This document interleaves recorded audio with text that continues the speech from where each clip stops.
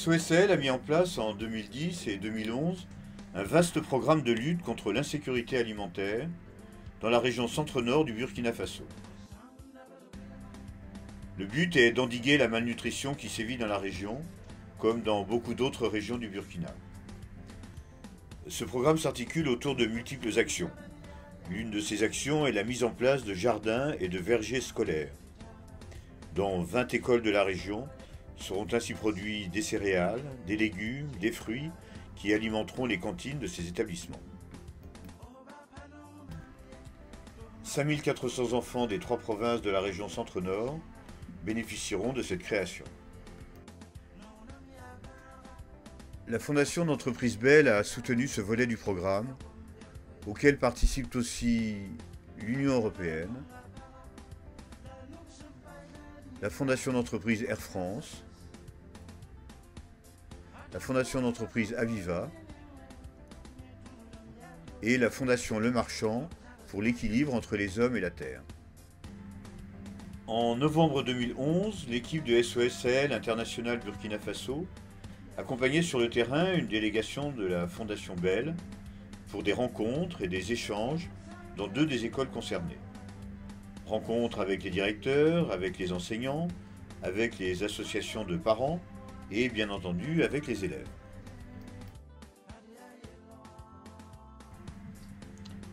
À Ouagadougou, au siège de SOSL International Burkina Faso, Robert Sawadogo, coordinateur du projet, nous en présente les grandes lignes. Pour ces activités, comme pour l'ensemble des 7 volets, on a adopté une démarche de planification participative avec un diagnostic avec les différents services techniques, puis des rencontres plus élargies avec les responsables administratifs, les différentes autorités, les représentants des communautés avec les CVD, les conseils villageois de développement, chargés de conduire les activités de développement au niveau de chaque village. Dans les écoles ont été entièrement mises en place avec les 20 clôtures grillagées réalisées, 1 hectare par école, avec les principaux investissements, la construction du bassin pour recueillir l'eau pour l'arrosage, la plantation d'arbres pour vraiment aménager aussi le site pour améliorer les productions, avec des arbres fruitiers qui ne gênent pas la production maraîchère. Au mois de novembre, lorsque nous avons visité les jardins, ils étaient en friche. Les céréales, sorgho, maïs, arachides, mil, niébé, sésame avaient été récoltés en septembre. L'ensemencement ou le repiquage des légumes, tomates et oignons notamment, aura lieu en décembre et janvier. Fruits et légumes seront récoltés au printemps.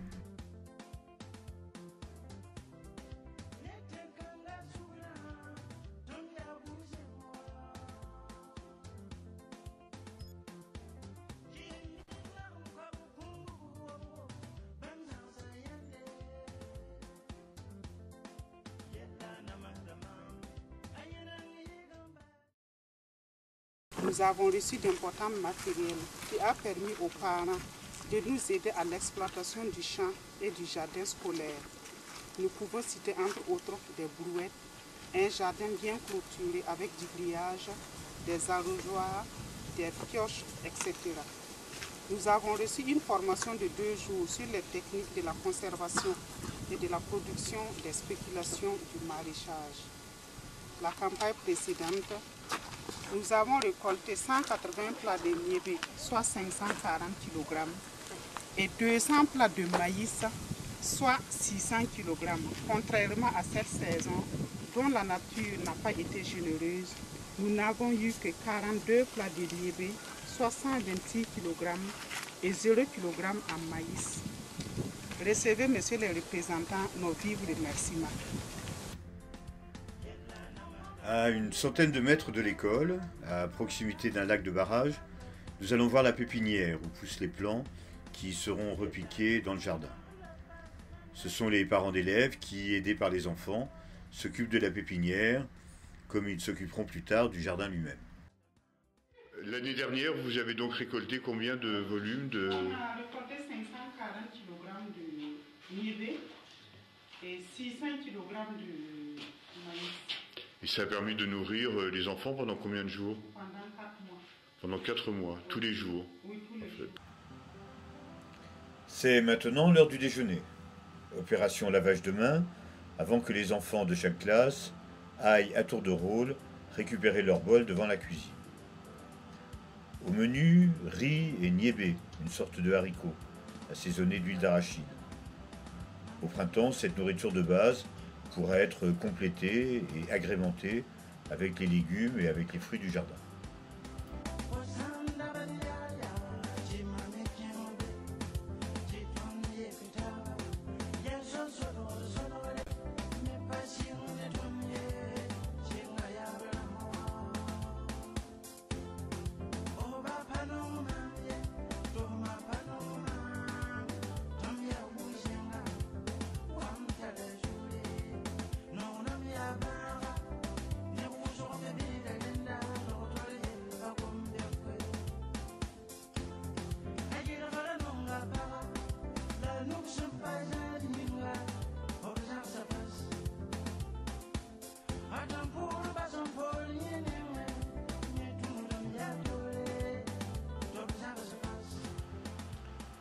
Avant le départ de l'école de Boen-Koubouga, Abdoulaye Karama réunit les enfants devant le jardin et il nous chante l'hymne national burkinabé. Oh.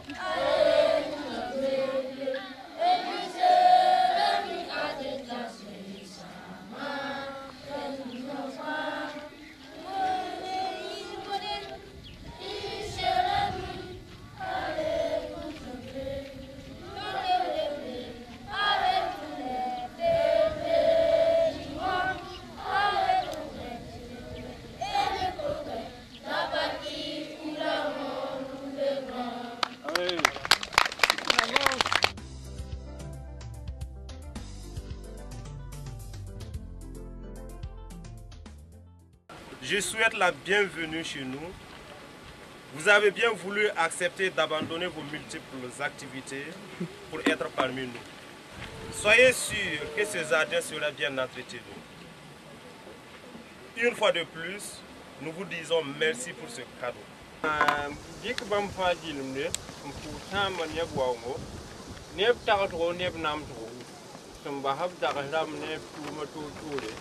Ils disent que le jardin est effectivement le bienvenu dans leur village ici et ça a déjà profité les élèves. Et ils pensent que ça va toujours continuer à profiter les élèves. Donc ainsi, c'est beaucoup plus de remerciements. Vraiment, ils vous remercient, ils vous disent encore merci. Voilà, et ils vous souhaitent bon retour et bonne suite de mission. Chaque membre des délégations de SOS Sahel et de la Fondation Bell sont ensuite invités à planter un pied de manguier dans le jardin. Que moi je reviendrai dans quelques années, j'aimerais bien goûter une mangue de l'arbre que je vais planter. Vous avez compris? Oui? Ok. C'est bon? Oui.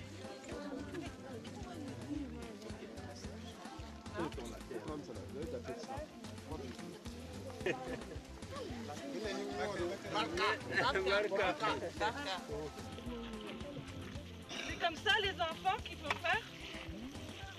C'est comme ça? C'est bon là? Encore? Ah oui, encore? C'est encore? Faut continuer? Ok.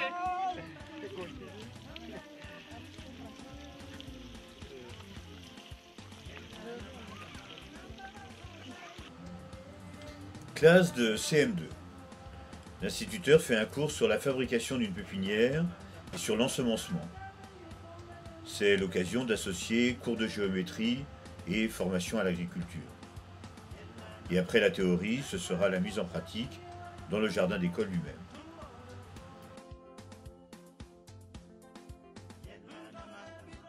On arrose pour que la terre soit mou. Après cela, on mélange avec du compost ou bien du fumier bien décomposé.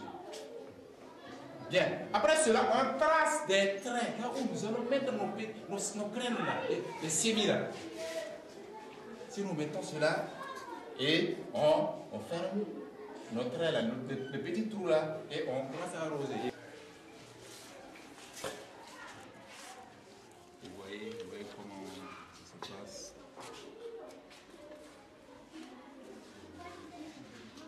Voilà, on regarde rapidement et on passe au groupe suivant. Déjà choisi la surface rectangulaire et qui mesure 7 à 8 mètres que on a préparé. Après avoir arrosé, on a bien broyé la terre, mélangé avec du compost ou du fumier bien décomposé. Après avoir creusé, on a arrosé avec de l'eau tiède de 90 degrés. Après avoir tracé les lignes verticales, on met les semis. Réellement, actuellement là, chaque enfant a son arbre qui n'entretient. Chaque jour. Même aujourd'hui, vous avez remarqué que les arbres sont arrosés. Il y a toujours de l'eau même là-bas. Et c'est chaque jour qu'ils font. Même le jeudi, ils viennent le jeudi pour le faire. Oui, même les jeudis. Ça, c'est le petit mil. On a ça.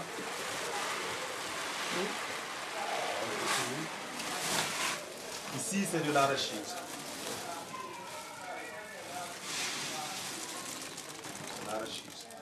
Ça aussi, c'est le sorgho. Le sorgho, c'est ça aussi qui est là aussi. Ça, c'est le pois de terre. Le pois de terre. Voilà. Ici, c'est du sésame. Ça, avec la saison là, on n'a pas trop eu. Hein. Oh, ouais. Du sésame. Du sésame. C'est quoi le pain sésame là? Tout ce qu'on vient de voir, c'est ce qu'on a pu récolter dans le jardin et puis venir maintenant mettre ici pour pouvoir maintenant alimenter maintenant la ration, la cuisine. Voilà, et tout le reste des gros sacs fermés, c'est une dotation que vous avez reçue. Voilà, tous ces gros sacs fermés là, c'est une dotation qu'on a reçue. De la part du gouvernement. Voilà, de la part du gouvernement.